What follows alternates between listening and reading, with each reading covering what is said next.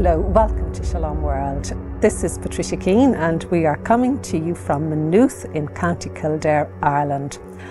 I'm presenting a series on pornography called The Porn Disaster. It's very, very hard to imagine a wholesome, healthy, contented, well-adjusted, adapted and adaptable youngster coming out of this swamp. Maybe a nuance to it is a people widely affected by pornography. The clock will swing in the other direction, give it 10 years. But here we are today talking about pornography.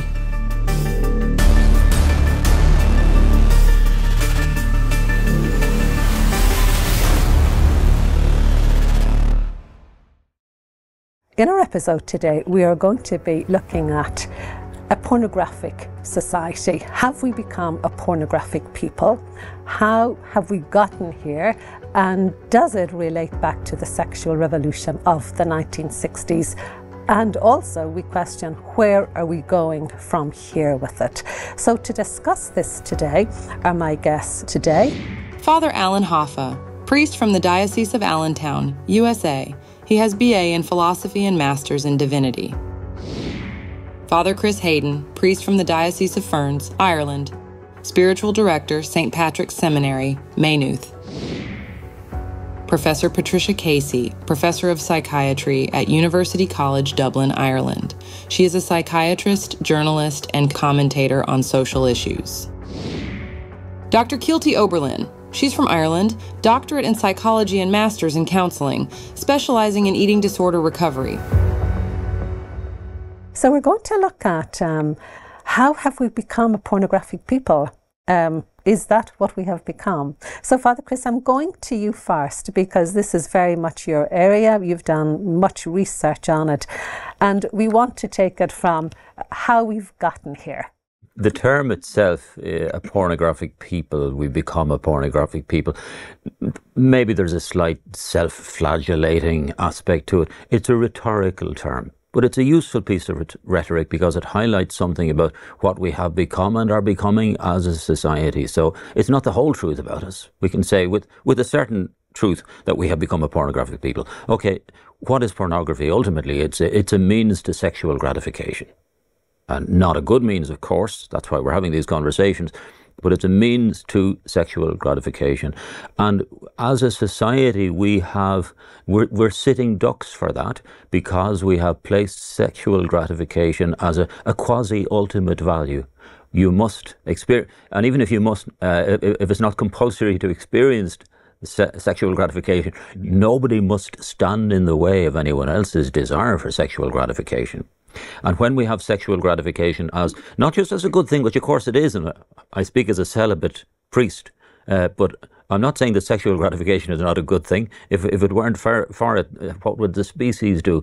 But when we take it as an independent good, untethered from other goods, untethered from the broader picture of relationship, of human flourishing, of society, when we untether it, and precisely what the sexual revolution did was progressively untether sexual gratification from broader goods, personal goods and societal goods. So in that sense, yes, we are a pornographic people in the sense that we inhabit this society that finds it increasingly difficult to say or do anything about pornography, to resist it. And then the second sense, that's the philosophical sense in which we have become, quote unquote, a pornographic people.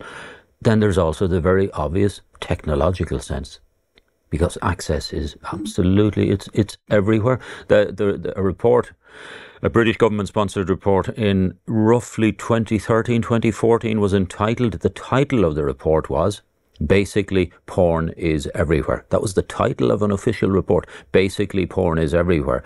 That can start to sound like a little bit of permission-giving fatalism. Hey, it's everywhere, what can we do? That's not where we're at. But yes, we're a pornographic society in the sense that the underlying attitudes are in place and the technology is there to set those attitudes on speed.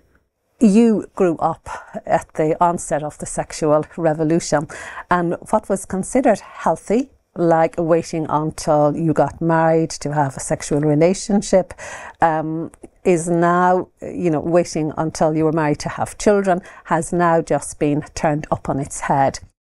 I was asking you off screen that when you were going through it, what was your reaction to it at that time? I mean, you were a young woman and growing in knowledge, and what was your reaction? Starting my teenage years, when the sexual revolution hit, and I remember at the time going to London. My family went to London quite a bit for holidays because we had an aunt there, and going over there and contrasting the difference between London and Ireland at the time. I lived in rural County Cork, and we got the boat over, and a day later or half a day later we were in the middle of London. And I remember in Piccadilly Circus driving round it with my cousin, and I saw all of these long-haired people and girls wearing pelmets effectively as dresses. They had these really, really mini skirts. Mary Quant, I think, was associated with them. And they all had long hair, and clearly some of them were on drugs because they were falling about the place, and others were canoodling. And I thought, God, what is all this about? It seemed very oppressive and very new and very scary because nobody seemed to be troubled by it. So that was my introduction to the sexual revolution. And then, of course, just around that time as well, pill was discovered and patented and sold, and I discovered that and then my contemporaries that I was meeting, even in church mass, they were all on the pill, and I was absolutely astonished by it. I was 13 or 14 at the time. We were talking mid-60s. I was astonished, and coming back and people saying, it's just a fad. Time, my mother would say, the clock will swing in the other direction. Give it 10 years. But here we are today talking about pornography. So that's where it's led us to, and a whole ream and raft of other issues that are assailing this country at the moment that aren't germane to this debate. But nonetheless, that time and what happened at that time was the catalyst for a huge change. I suspect, though, that there were probably other issues for hundreds of years going on before that, philosophically and intellectually, that facilitated this happening at the time that it did. Maybe society was right for change at that time, was ripe for it, and society certainly adopted it with enthusiasm, and it has gone unabated since then. Could you see any good in it? I think we've reached the point where, for me, the drawbacks and the consequences far outweigh the benefits. I have to say that unequivocally, and that's why I'm here today and participating in these discussions. I think it has gone too far, and that society as a whole, Western society, is in huge danger. And I'm not the only one saying that. I mean, I'm only one voice. There are voices much greater than me, and secular voices at that, talking about this, like Louise Perry, who has written about the damage that the sexual revolution has done to women, and she herself is a feminist. Jordan Peterson, for example, Douglas Murray has written books about the death of Europe, and it's all concerned with these kinds of issues that have transformed the world and how we see it. Father Alan, pornography is so widespread now, and the exposure to it is massive. As we have said, it's everywhere. So are we not shocked by it anymore? Well, I think it's become commonplace, and the issue is it's so commonplace that we sometimes don't see the connections to other facets of life. We use this term, a pornographic people, but I think maybe a nuance to it is a people widely affected by pornography.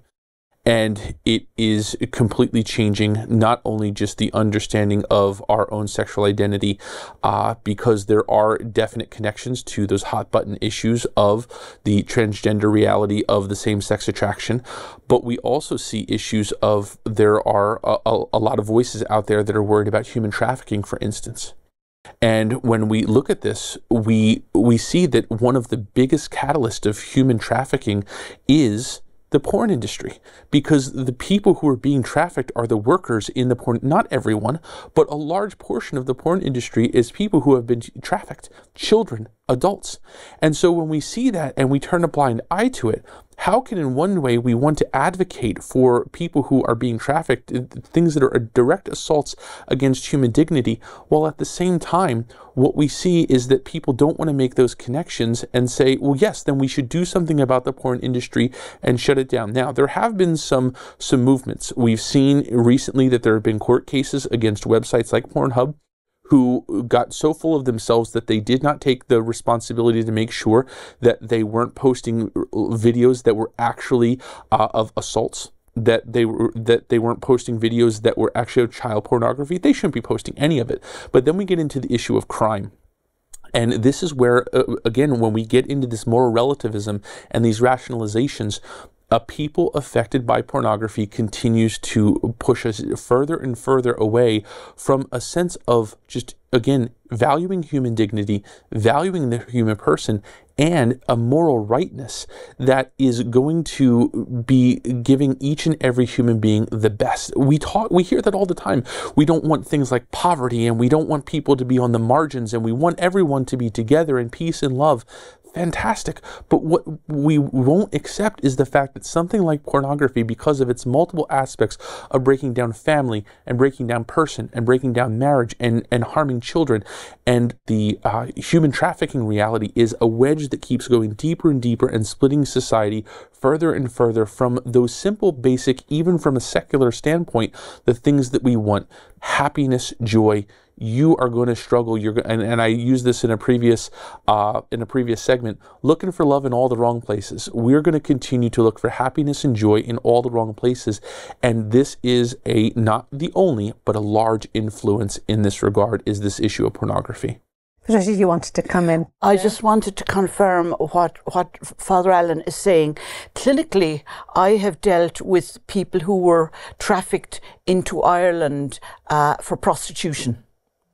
And so it's happening on the ground. People like me are being asked to see and treat people who have been brought across from Africa or Asia for the purposes of prostitution, and in Dublin kept in houses where they're not allowed to leave from, and they managed to escape somehow or other, but that is going on under our noses. So we can't afford to separate that from pornography. It's all part of the same. Because it's feeding. They have to have a live feed. They do. And these people are coming in, many of them, they're coming in for prostitution, and some of them are also being used for pornographic purposes. Like we established with the pornography issue, is one of the big pieces is that we're worried about the moment, but we're not worried about the after effect.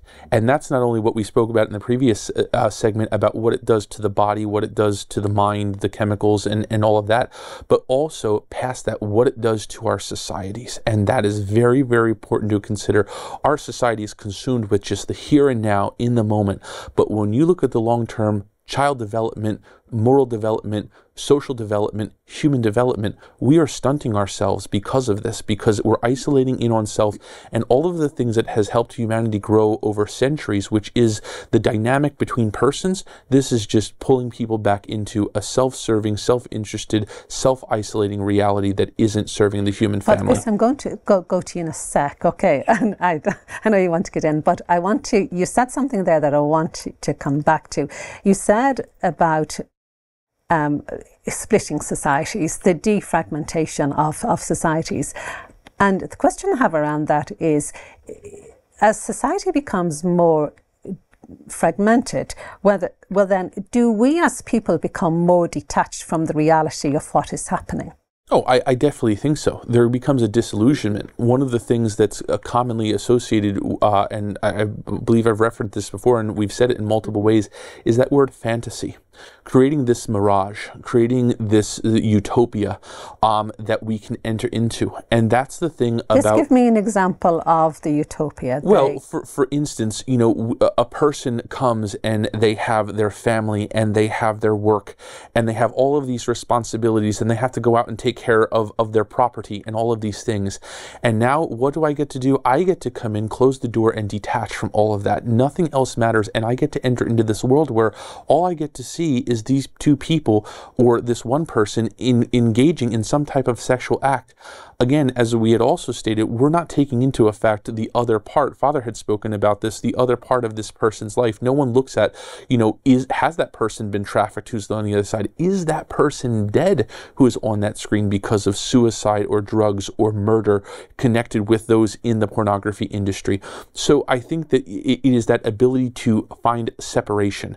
And while that may be appealing to be able to get a release, we talk about healthier ways to be able to release from the stresses and the rigors of life, but entering into something that's completely other and that is outside of what normal reality really is, then we will try to reconcile that by bringing that fantasy and that bad fantasy back into reality. And this is where you see all of these offenses against the conjugal act that happen in marriages, in relationships between persons. Father Chris. When someone does a line of coke recreationally at the weekend and they don't have any quote-unquote problem with it, they can leave it or take it or leave it, and it's just a weekend thing. I don't know whether that works for many people. It seems to me it's frightfully addictive. However, if someone does a line of coke recreationally, they are complicit in every aspect of the drugs trade.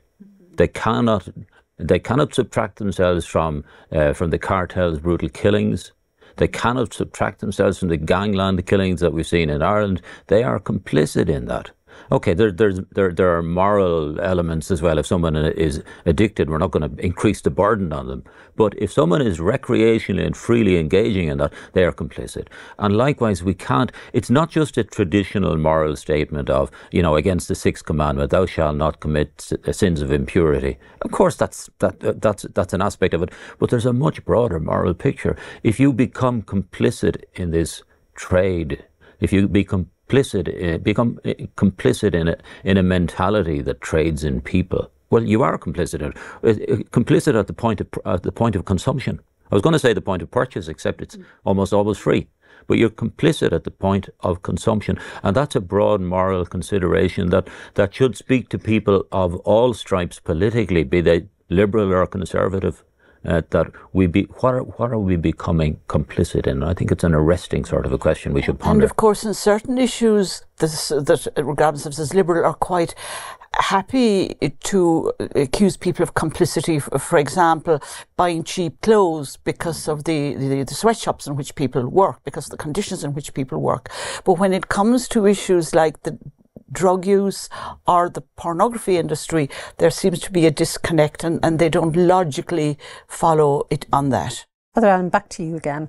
I want to go back to the trafficking, because it really is an issue, and we've just had the movie, The Sound of Freedom, highlighting the enormous problem with children and adults being trafficked for sex. And again, it seems that people whitewash it because it's not happening here, it's not happening to us. But when you look at the porn workers, they have a shelf life. And the shelf life is very short. It is. And you wonder, there has to be a live feed into the porn industry every second of the day. Yes. Because this is all over the world. So what's happening here? There's a detachment around it because it's someone else.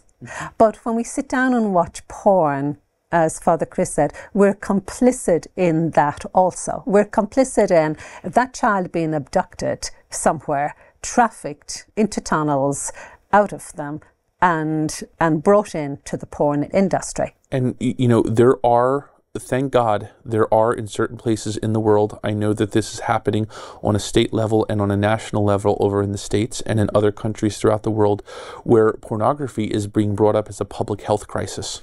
And legislation is being introduced to be able to introduce it as such so that proper things can be put in place to save people, to stop people from this. And one of the big things promoting it that people are, thank God, finally starting to make that connection is the human trafficking and the human rights violations. So there is movement, but it's one of those things we need to move faster, because each and every day, the number of persons who are not only trafficked, the people who are forced into sexual activity that they don't want, which again, we know that is sexual assault and things like rape, but also in that is death. is that when that shelf life ends up for that person, or the person who can't hold on, can't white knuckle it for the duration of that shelf life that they're to be in that industry, death. If you look at some recent episodes of Grey's Anatomy, you see the cover, the sex trafficking in it, the cover, you know, the branding on the girl, and and it's quite educational just to watch how it's done. It's done very, very well, but actually there is a detachment there also, because it's only a show. You know, it's just on script, but in real life that could be somebody that you know eventually. But the question that I have here is, where are we progressing to with pornography? You know, where is you know, what we started with the sexual revolution back here, and Patricia gave her thoughts about that, and you never thought that it would end up here 60 years later. But Father Chris, where are we I'm just a minute each on this, so where are we progressing to? I would begin an answer to that with the thought experiment. Just let's ask ourselves, what is the end product? With the liberalizing of this, that and the other, all attitudes and behaviors are being liberalized and loosened. What's the end product? What does the perfectly liberal, sexually free young person look like? What will he or she be doing? How will life be for him or her? What is the end game? And it's very, very hard to imagine a wholesome, healthy, contented, well-adjusted, adapted and adaptable youngster coming out of this swamp. It's increasingly difficult to imagine it. So I think we need to be asking the ideologues of increasing liberalization. We just need to be asking, what is your vision for the human person? What's the end game? When will we know? At what point will we say, aha, that's the perfectly free, contented, adjusted young person? How will we know that? I don't think we will, because it doesn't exist anyway, not on the present agenda. Father Allen? You know, one of the things that we hear a lot in the news media is all about about AI. And how artificial intelligence can be a good thing as algorithms learn about us and help us to be healthier people, for instance. But one of the things is that as it learns about the human person, it learns about the bad things, the things that can be perverted into bad parts of us. We're not that far away from having AI and machines where persons can enter into pods and things like that to have sexual encounters with machines that make it seem very real and stimulating for that person. When you want to talk about the continuation of this, if we don't put a stop to it, that's what's next. And the scarier part about that is we've already seen how technology can be misused to isolating a person, where children don't know how to communicate anymore because all they can do is communicate with their thumbs and not with their mouths, etc. We're seeing that there are going to be people who are going to be completely contained to a home by themselves, not married, completely content, because what they perceive as everything that they need, even on a sexual level, can be provided by technology and by machinery. Thank you very much. We've come to the end of episode 10 of the porn disaster, and as we traverse our way through it, it becomes more of a porn disaster. So we welcome you back to episode 11, and in that we are going to be looking at recovery. We're going to start 11 and 12 are going to be recovery. Where does it begin, and where is the hope in it, and where is the help? So, Father, we're going to end with your prayer, please. It's a small little reflection. You know, it's obvious from a conversation that we don't have full control over all the cultural forces of our time, and that lack of control can, I think, mirror the situation of those who struggle with pornography. And here's a very wise spiritual thought from a well-known clinician. The choice is not to be in control or out of control. The choice is how we will live without control. We can lose control by admitting that there are larger forces at work in our lives and that we are part of a divine plan. Our other choice is to lose control via compulsive and addictive behaviours. Thank you for watching Shalom World, and we look forward to being with you on the next episode.